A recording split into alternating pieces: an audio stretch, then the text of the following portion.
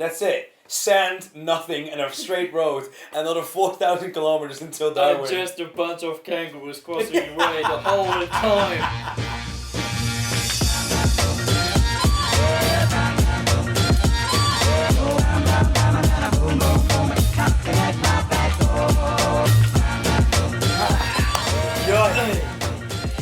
Good to be back here, right? Good to be back for another episode talking about Australia and the Red Centre. Yes, mate.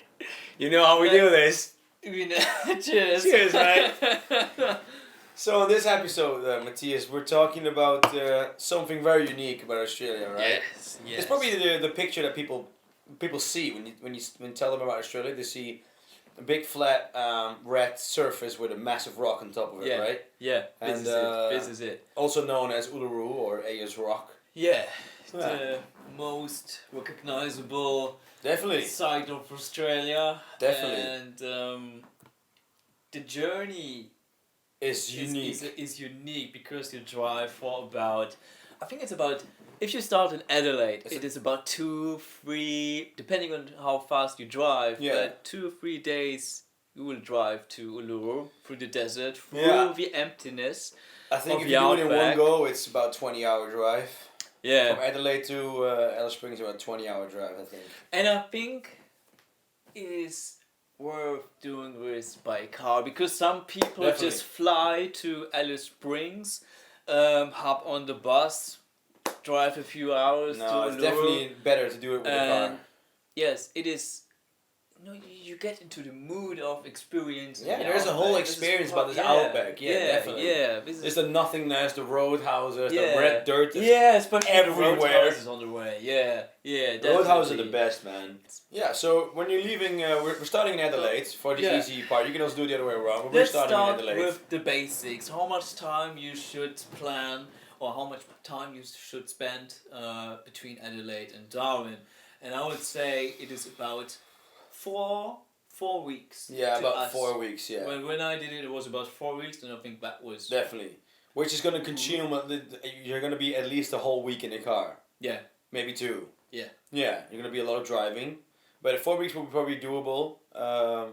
And the good thing about Alice Springs, or the surroundings there, is that traveling from Adelaide to Darwin, especially with a full car, is not going to be expensive. Things on the way are going to be expensive, but since you barely have to pay for anything on the way, it's just gas and food, really. Yeah, that's it. That's going to be quite cheap. I'd say if you take about 4 weeks, it's the best time to do it. And talking about time to do it, what's the best time of the year to do it? Because it's going to be bloody hot in the outback. 40 degrees. Yeah, plus. So definitely don't do it in January. You're gonna die. Don't forget your sunscreen. Don't forget your sunscreen is a good one. You're probably best off doing it just before, just after the wet season. So it's either gonna be like May, June, or just after European summer. So like September, October. I think that's the best time to do it. Definitely doable towards January, but yeah, it's a bit hard. And while it's the wet season, it's also could be very tricky. So starting in Adelaide, we're moving up to something that we already covered, Flinders Ranges. Definitely something you have to see. Most people have known about it right now because they've seen the other video. Flinders Ranges, beautiful national park. Definitely do it. And in between there is a camping spot. On the way to Flinders Ranges there is a conservation park. Yeah. And Winninowie Conservation Park. Let me have a look. It was Winninowie Conservation Park, and it is a nice spot to camp for a night. We witnessed probably one of the most beautiful sunsets. Really? Yeah. Sick. It was beautiful. I even have a picture of that. I blended in somewhere. And yeah, definitely a great spot. Also it is a transition from the south into the red centre. What you call the real outback. Yeah, the outback. This is a very nice transition of the landscape, and this is why I think this is a great spot to camp too. Yeah. Yeah. Right. Yeah. So. Yeah. Moving on from there, I have a little addition to that because just around the corner just around the corner on Aussie ways, on Aussie terms. Like 1,000 kilometers. Yeah, 1,000 kilometers. Is Broken Hill. Have you been to Broken Hill? No. It's a little mining town, and it really looks straight out of a Western movie. We spent the night in the surrounding areas of Broken Hill. Yeah. Definitely, if you're taking your time, traveling the Outback, Broken Hill is definitely a good one to go. They've video, how do you say that? Video opgenomen. They've shot a lot of parts of Mad Max in that area, and you've been there. No, I remember that in the context of the Breakaways. Yeah, it's also Mad Max a lot. Yeah. They've shot a lot of Mad Max around that area, and, Yeah, and it yeah. feels like Mad Max all over again. It's just desert and just roughness and nothing and red and bricks. Yeah, it's definitely worth going there. So from Flinders Rangers / Into Coober Broken Pedy. Hill. Yeah. We're going to Coober Pedy. Yeah. Coober Pedy, widely known by the Discovery Channel about finding opals. It's world famous for a lot of opal mines. Super unique place to be. Like, what the fuck? Did you visit one of the museums? Yeah, like probably all of them. All of them. Yeah. So the thing with Coober Pedy is it used to be a mining town for opal. Yeah. And at one point they were digging so many holes that they decided it would be a good idea to just go and live in the mines because it's bloody hot outside. So now they have a casino underground, they have a supermarket, they even have a campsite underground. I camped underground. How sick is that? That's ridiculous, right? We camped in a mining shaft. Yeah. Coober Pedy is one of those places where you would spend probably like 1 or 2 days. Yeah. Just chill around there, buy yourself a nice opal. It's probably the coolest place in the world to buy that. Yeah. And it's super unique. Play a few games of in the casino underground. They have an underground hotel. They also have a lot of artwork around, also from Mad Max. Yeah. Yeah. I think from Coober Pedy going up north, it's From nothing really after until. Coober Pedy, and I think you can do this in one day. Yeah. If you visited the city, you can come. It's a town. So, Town. You will drive to a place called the Breakaways. Yeah. And this is a nice scenic drive. They have through the many rock formations, I would say. yeah, they have that festival as well, right? All of the Lights, whatever. I think that's in the Breakaways.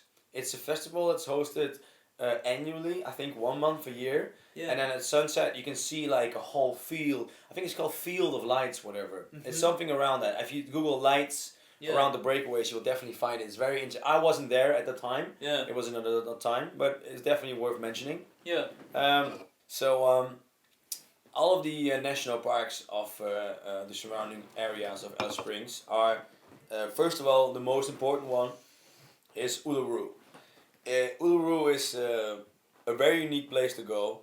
It's something that you won't see anywhere else in Australia, and by the time you see in this video, you're not allowed to climb on the rock anymore, which is actually a very good thing, I think. Did you walk around? We walked around. We did the base walk. How much time?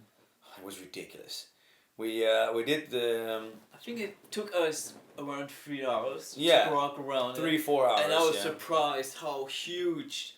It takes to 4 walk. hours to walk around the rock. Yeah. That's how big it is. But about like you walk in like 14 degrees probably. So yeah, you walk so we slower, nearly died, because we Yeah. did it after midday. We did it after 12, which was a stupid idea. Yeah. We did it on the hottest part of the day. Yeah. And it was still very beautiful. Honestly, we can talk for very long about Uluru. It's just something you have to go to and just read all the signs, do some information digging about it, because it's a really spiritual place for the Aboriginals. And don't do it after midday, really. We learned from that, because after that we visited the King's Canyon, and we wanted to do that again after midday, and we decided to stay one more night at a campsite just in the middle of nowhere and do it in the morning. Yeah. And even when we did it in the morning, it was 47 degrees during our hike, and which was very hot. Or 45 degrees. It was ridiculous warm. We had a lot of water, and our mate broke his ankle on the way there, which was also a very good story. And I think what nobody mentions is that you're gonna... The flies! Oh my god, the flies! The flies are fucking annoying. Yeah, you buy yourself a net Yeah. to cover your head so the flies don't go in your mouth. You will get used to it. The outback flies. You do the Aussie wave the whole day. The Aussie wave. The Aussie wave. That's it. That's it. So you have Kings Canyon is. I thought Kings Canyon was the equivalent of Mars, which is not another planet. Everything's red. Everything is super weirdly shaped. It was amazing. I loved the Kings Canyon hike was probably one of my favorites I've done in Australia. It was really pretty. Going from Kings Canyon, we'll go to Kata Tjuta. I think it's the mountain with the two faces, whatever is the name. Very good hike as well. It's a bit of an easier walk than Kings Canyon. I think what we should also mention is you should have a 4x4 car when driving on this route, because there are two routes. Yeah. The one which is going back to Alice Springs, and it is a proper road. Yeah. And if you drive to the other national parks, you're gonna drive probably 100 or 200 kilometers, maybe 300 300 kilometers off-road. on dirt road, and you want your car to be prepared for that. So like Kings Canyon. It's gonna be a bumpy road. Kings Canyon, Kata Tjuta, West Macdonnell Ranges, they're all gonna be really hard to go to if you don't have a proper 4x4. Which brings us to the next one, the West Macdonnell Ranges. Yeah. Very, very pretty. There's many different places where you can go on that drive, but just the drive there is just. I think there was you have to pass some Aboriginal land. You have to pay a pass. I think it's the Eenie Meenie Pass, whatever. I'll look it up. Really. Not in my case. I didn't pay anything. No? No, I don't remember. I think we really had to. There was no other way around. Oh, the Marini Tour Pass. This was it. This was in the surroundings of West Macdonnell's Ranges. Well, I think we covered the national parks around Alice Springs, and then I had one of the most surreal experiences ever coming into Alice Springs. You have to imagine that in the middle of this huge continent, it's just 4,000 or 5,000 kilometers left, right, north, south. It's all desert. There's a massive city in the middle of the continent. Just bam. It has a hospital, it has an airport, it has a highway, it has a supermarket, it has pools, it has everything you can imagine. It's like Los Angeles. It's right there. Everything is back again. Yeah. It's super surreal to experience. Yeah, yeah. And I've not seen any place in the world that felt the same way. Because you go out of Alice Springs, half an hour, that's it. Sand, nothing, and a straight road. Another 4,000 kilometers until Darwin. Just a bunch of kangaroos crossing the way the whole time. So, leaving Alice Springs, I would definitely suggest spending some time in Alice Springs. Leaving Alice Springs, going up north, there's not going to be a lot. You definitely crossed Daly Waters, which is a tiny little town, and you cross Catherine, and then I think it's worth mentioning that you could go do any of the national parks in the Northern Territory.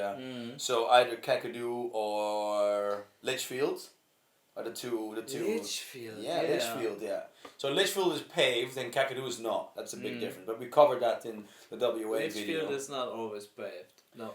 Most of it, but not all of it. The most. I think that's a genuine statement about Australia. Most of it is paved. Definitely not all of it.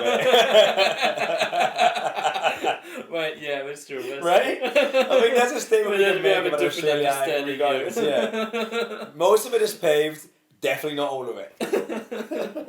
It's gonna be alright, mate. Yeah, that's alright, mate. It's just a little bit of a drive around the corner. Just your tire pressure are gonna be fine. If you drive a Land Cruiser, yeah. Yeah.